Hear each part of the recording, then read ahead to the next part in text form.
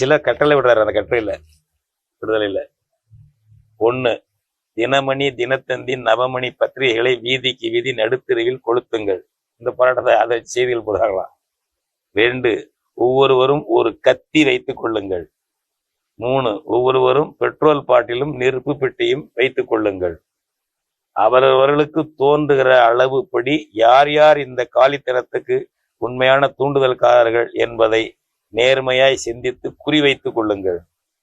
Petrol விட்டு நெருப்பு வைக்க வசதியான வீடுகளையும் குறிவைத்துக் கொள்ளுங்கள். நான் நாள் குறித்து பத்திரிகையில் அல்லது வேறு விதத்தில் நாள் குறிப்பிடுவேன்.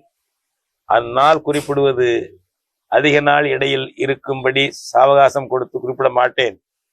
ஒவ்வொருவரும் கவலையோடு ஜாக்கிரதையாக நாளை கவனித்துக் கொண்டிருக்க வேண்டும். என்ன இவர் சொல்லப்பட்ட நாளை 1 நாள் 2 நாள் தான் இடையில் இருக்கும், அவ்வளவுதான்.